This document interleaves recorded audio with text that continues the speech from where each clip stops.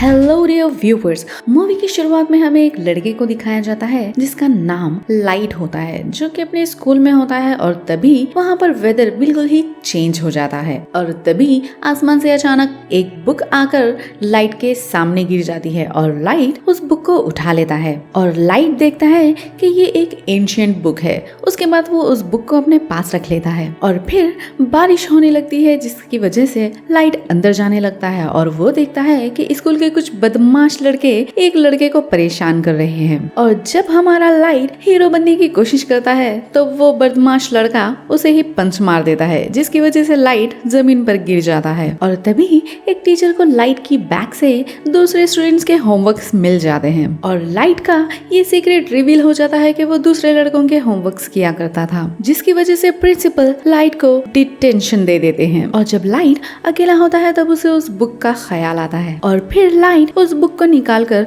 उसे पढ़ने लगता है, जिसमें बहुत सारे रूल्स थे और ये बुक काफी सदियों पुरानी थी, जिसे पाकर लाइट को बहुत अजीब सा फील होता है और जब लाइट इस बुक को पढ़ रहा था तभी वहाँ पर अजीब सी चीजें होना शुरू हो जाती है और लाइट किसी चीज पर गौर करता है और लाइट नोटिस करता है कि ये कोई इंसान नहीं बल्कि कोई क्रिएचर है जो कि बहुत ही क्रीपी था, जिसे देखकर लाइट बहुत डर जाता है। लेकिन फिर उसे ये सारी बातें समझ में आ जाती है कि ये एक्चुअल में एंजल ऑफ डेथ है और एंजल ऑफ डेथ लाइट को इस बुक की रियलिटी बताता है और साथ ही इस बुक के पावर्स को भी रिवील करता है, जैसे कि इस बुक में कुछ नोट्स हैं जिनको डेथ नोट्स कहा गया है और जिस भी इंसान को ये बुक मिलती है वही इसका ओनर होता है और इस बुक की खास बात ये होती है कि इस बुक में जिसका भी नाम लिखा जाएगा वो मर जाएगा और अब लाइट जिसे भी चाहे उसे वैसी मौत दे सकता है, लेकिन इसे यूज करने के लिए लाइट को भी कुछ रूल्स को फॉलो करना होगा। लेकिन लाइट इस चीज पर ज्यादा गौर नहीं करता, लेकिन तभी एंजल ऑफ डेथ उसे बताता है कि 7 दिन में उसे एक इंसान का तो नाम लिखना ही होगा और अगर लाइट ने ऐसा नहीं किया तो ये बुक किसी और के पास चली जाएगी और इस बुक की पावर को यूज करने का रूल ये भी होता है कि ओनर को यानी कि लाइट को उस इंसान का असली नाम और चेहरा याद होना चाहिए और तभी लाइट विंडो से उसी बदमाश लड़के को देखता है जो कि किसी और को परेशान कर रहा था और इस बुक की पावर को आजमाने के लिए लाइट उसमें उस बदमाश लड़के का नाम लिख देता है और उसकी मौत का तरीका ये लिखता है कि उसका सर क्रश हो जाएगा और जैसे ही लाइट ने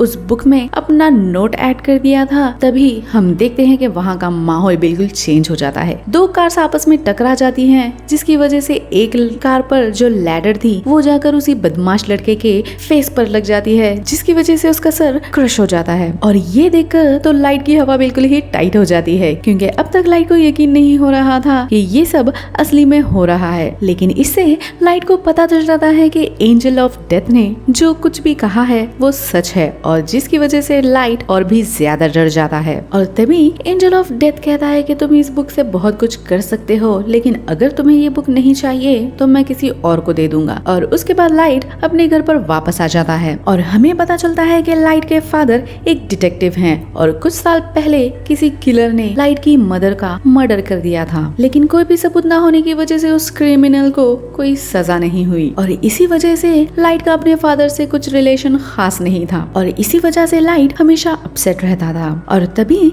लाइट को आइडिया आता है, वो उस क्रिमिनल के नाम को डेथ नोट में लिख देता है और तभी हमें वो क्रिमिनल दिखाया जाता है जो कि अपने दोस्तों के साथ पार्टी कर रहा था। लेकिन देखते ही देखते सबकी आंखों के सामने उसकी बहुत ही बुरी मौत हो जाती है और जब लाइट को उस किलर की मौत की खबर मिलती है तो वो कुछ रिलैक्स हो जाता है। अब हमें स्कूल में दिखाया जाता है जहाँ पर लाइट बैठकर इस बुक को अच्छे से यूज करने के बारे में सोच रहा था और तभी वहाँ पर एक लड़की आ जाती है जिसका नाम होता है मिया और वो लाइट की बेस्ट फ्रेंड होती है और तभी लाइट मिया को अपना सीक्रेट बता देता है कि उसे एक डेथ नोट नाम की मिस्टीरियस बुक मिली है, लेकिन मिया को लाइट की किसी भी बात पर भरोसा नहीं होता और उसे यकीन दिलाने के लिए लाइट लाइव न्यूज चलाता है और लाइट उस बुक में उस क्रिमिनल का नाम लिख देता है और ये भी लिख देता है कि एक कार की टकराने की वजह से वो मारा जाएगा और क्योंकि लाइट को उसका चेहरा और उसका नाम याद था तो ऐसा ही होता है और ये देखकर मिया काफी शॉक हो जाती है और ये दोनों मिलकर प्लान करते हैं कि ये इस दुनिया से बुरे लोगों को मिटा देंगे और फिर ये अपने प्लान पर वर्क करते हैं और इन्हें इन सभी क्रिमिनल्स के नाम इंटरनेट से मिल जाते हैं और तभी दुनिया में क्रिमिनल्स कम होने लगते हैं और फिर इस बात का भी खुलासा होता है कि इस बुक का जो भी भी ओनर होगा वो मरने वाले पर काबू भी कर सकता है। और तभी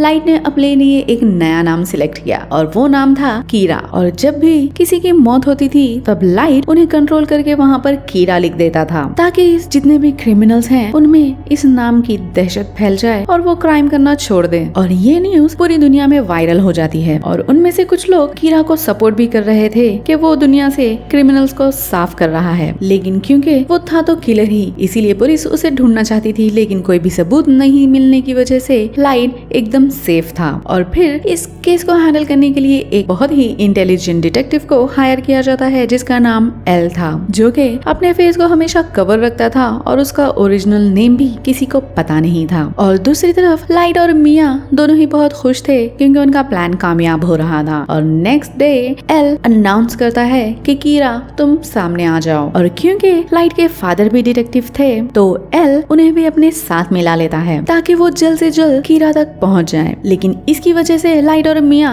काफी घबरा जाते हैं क्योंकि उन्होंने नहीं सोचा था कि पुलिस कभी उन्हें भी पकड़ सकेगी। और लाइट अपने फादर से पूछता है कि अगर कीरा को पकड़ लिया गया तो उसके साथ क्या होगा। और तब लाइट के फादर कहते हैं कि आधे लोग इसका सपोर्ट करेंगे और आधे लोग उसे फांसी पर देखना चाहेंगे, जो सुनकर लाइट बहुत घबरा जाता है। और एल की शक की निगाह में काफी सारे लोग थे जिनमें लाइट भी शामिल था क्योंकि लाइट उसके फादर के डेटा को बहुत ही इजीली एक्सेस कर सकता था, इसीलिए एल ने लाइट के पीछे एक खबरी को लगा दिया था। और जब लाइट को इस बात का एहसास होता है तो वो अपने आप को नॉर्मल रखता है, लेकिन बुक में लाइट का इंटरेस्ट कम होता देखकर मिया को बहुत बुरा लगता है क्योंकि इस सब चीजों में मिया को अब बहुत मजा आने लगा था। लेकिन एल इनके प्लान के बीच में आ रहा था और वो चाहकर भी उसका कुछ नहीं बिगाड़ सकते थे क्योंकि उन्हें उसका नाम और चेहरा मालूम ही नहीं था। और मिया प्लान करती है कि वो इस बुक में उन सभी एजेंट्स का नाम लिखेगी जो कीरा को ढूंढना चाहते हैं, जिसकी वजह से सभी डिटेक्टिव डर जाएंगे और वो इस केस को क्लोज कर देंगे। लेकिन लाइट किसी भी इनोसेंट की जान नहीं लेना चाहता था, इसीलिए मिया भी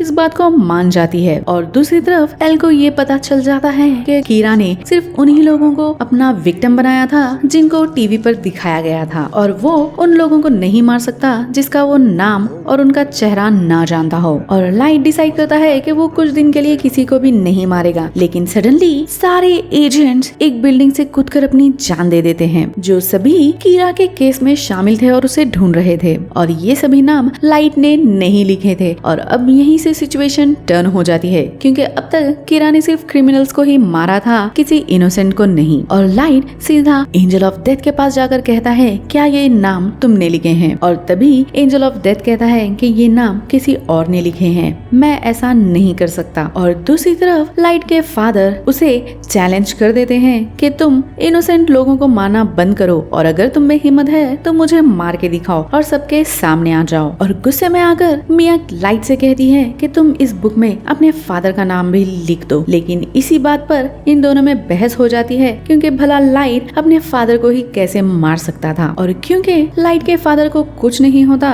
तब एल का शक लाइट पर और भी ज्यादा हो जाता है क्योंकि इस केस को हैंडल करने वाले सभी एजेंट्स मारे गए थे, लेकिन लाइट के फादर को कुछ नहीं हुआ था, यानी कि कीरा कोई और नहीं बल्कि लाइट ही है। और इसी वजह से एल लाइट से मिलता है और उसे उगलवाने की कोशिश करता है कि वही कीरा है। और साथ ही एल उसे अपना फेस भी दिखा देता है और कहता है कि अब तुम ये सब कुछ करना बंद कर दो। लेकिन लाइट उसकी बातों को इग्नोर करके वहाँ से चला जाता है। और तभी मिया लाइट से मिलती है और कहती है कि वो उससे प्यार करती है और इस मुसीबत यानी कि एल को रास्ते से हटाने के लिए उन्हें कुछ करना ही होगा। और तभी लाइट कहता है कि मैं एल का चेहरा तो देख ही चुका हूँ और उसका ओरिजिनल नेम उसका फ्रेंड जरूर जानता होगा। और लाइट एल के फ्रेंड का नाम उस बुक में लिख देता है और उस पर अपना काबू कर लेता है। और यहीं पर बुक का एक नया रूल भी इन्हें मालूम होता है कि अगर ओनर ने उस बुक के उस पेपर को ही जला दिया तो वो आदमी बच जाएगा और उस आदमी को कुछ नहीं होगा। लेकिन एंजल ऑफ डेथ उसे बताता है कि ऐसा सिर्फ एक ही बार हो सकता है। और अब एल का फ्रेंड लाइट के कंट्रोल में आ चुका था, लेकिन वो भी एल का असली नाम नहीं जानता था। और लाइट किसी भी तरह से उस आदमी को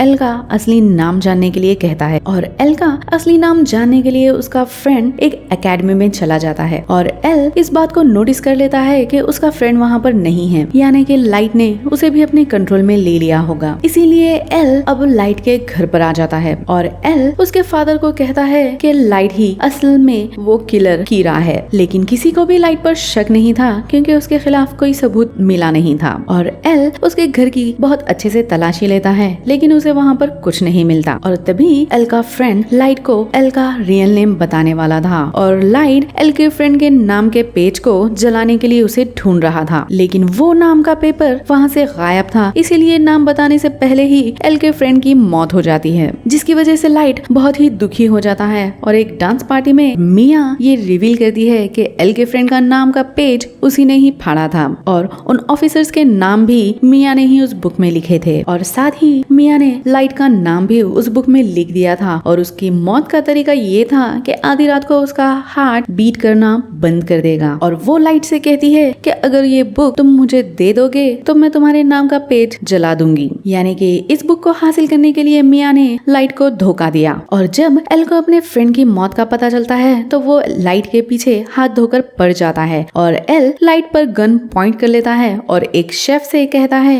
कि यही असली कीरा है, इसे पकड़ने में मेरी मदद करो। लेकिन वो शेफ उल्टा एल को ही बेहोश कर देता है क्योंकि वो कीरा का सपोर्टर था। और उसके बाद लाइट वहाँ से भागकर मिया को भी अपने साथ लेकर एक झूले पर चढ़ जाता है और वो दोनों ऊपर फंस जाते हैं। और तभी पुलिस वाले भी वहाँ पर आ जाते हैं और लाइट मिया से कहता है कि अगर तुम मुझसे प्यार करती हो तो तुम इस बुक को टच भी नहीं करोगी। लेकिन मिया बहुत लालची थी और वो उसकी बात को नहीं मानती और मिया उस बुक को लाइट के हाथों में से खींच लेती है। और तभी मिया समझ जाती है कि लाइट ने उसका नाम भी इस बुक में लिख दिया होगा। और अब क्योंकि इन दोनों का ही नाम उस बुक में था और इसीलिए वो दोनों ही वहाँ से नीचे गिर जाते हैं और मिया की ऑन द स्पॉट डेथ हो जाती है, लेकिन लाइट पानी में जाकर गिर जाता है। और फिर हम लाइट को हॉस्पिटल में देखते हैं जो कि कोमा में चला गया था और इसी दौरान बहुत से क्रिमिनल्स की भी मौत हो जाती है। और फिर हम देखते हैं जब ये दोनों उस झूले से गिर रहे थे तब वो पेपर उस बुक से निकलकर सीधा आग में गिरकर जल जाता है और उस पेपर पर लाइट का नाम लिखा हुआ था। और लाइट ने